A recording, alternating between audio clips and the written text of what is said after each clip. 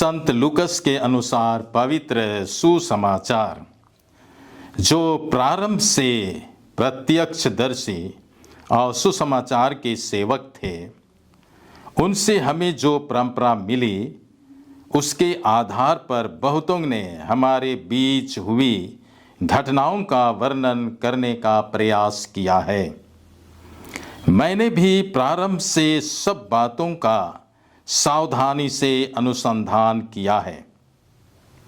इसलिए श्रीमान थियोफिलुस, मुझे आपके लिए उनका क्रमबद्ध विवरण लिखना उचित जान पड़ा, जिससे आप यह जान लें कि जो शिक्षा आपको मिली है वह सत्य है।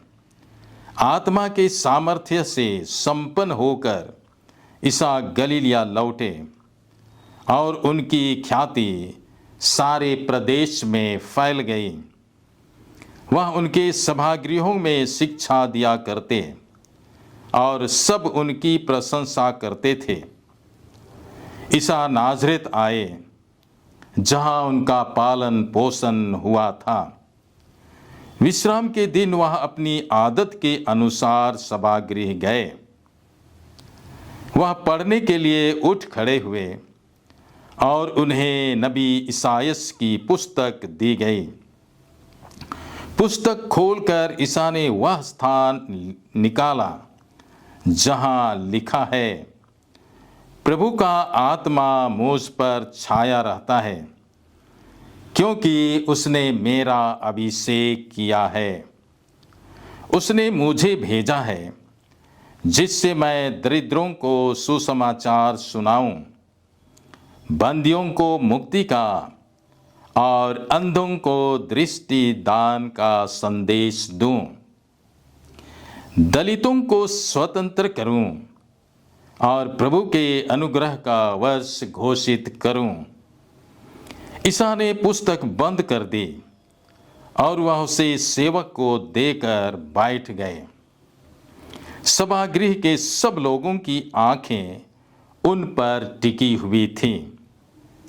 तब वह उनसे कहने लगे, धर्म ग्रंथ का यह कथन आज तुम लोगों के सामने पूरा हो गया है।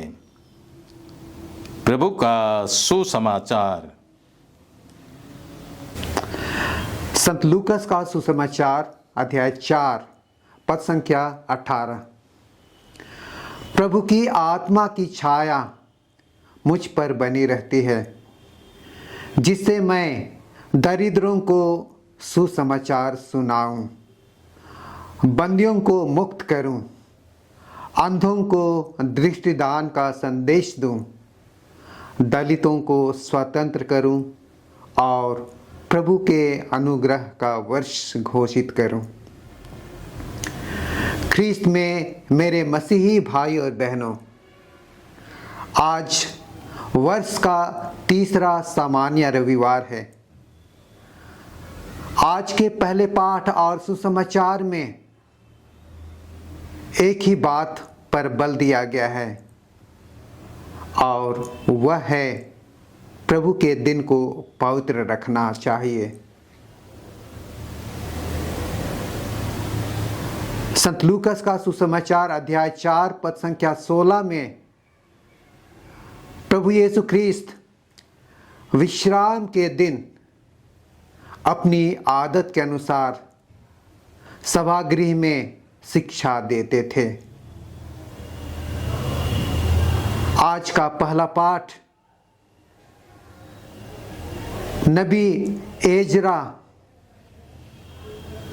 एक मंच पर खड़े होकर जनता को संहिता का ग्रंथ सुनाते हैं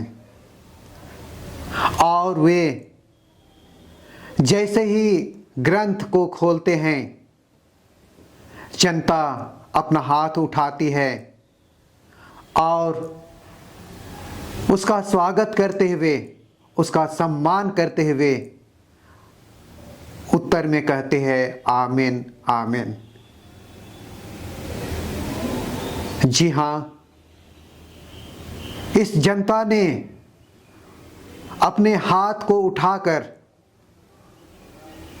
प्रभु के वचन का सम्मान किया, उसका आदर किया और अपनी आस्था उस वचन पर बनाए रखने के लिए उन्होंने आमीन आमीन शब्द कहा।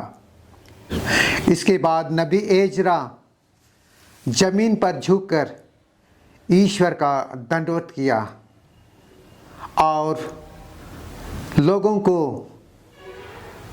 शोक मनाने नहीं लेकिन आनंद मनाने के लिए निमंत्रण दिया, क्योंकि प्रभु में आनंद मनाना हमें बल मिलता है।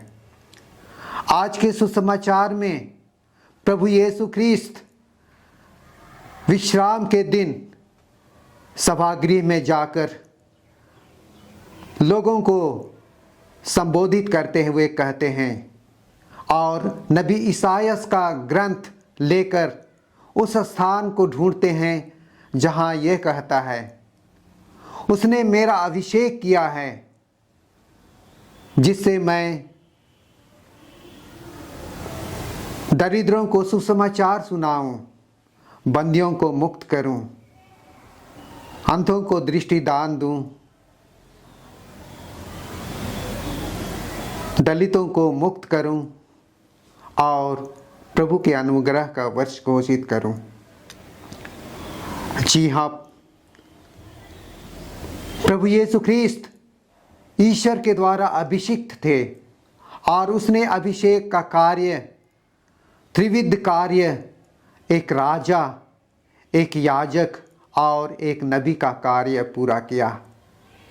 जी हाँ भाई और बहनों, प्रभु का वचन हमें ईश्वर के साथ मेल मिलाप कराता है, हम ईश्वरमय बन जाते हैं। प्रभु का वचन हमें जीवन देता है, वो हमारे जीवन में मार्ग प्रशस्त करता है, हमारा मार्ग दर्शन करता है। आइए हम ईश्वर के वचन को ग्रहण करें और अपने आध्यात्मिक जीवन को पुष्ट बनाकर हम अपने जीवन में प्रभु के साक्षी बन पाएं। आमीन।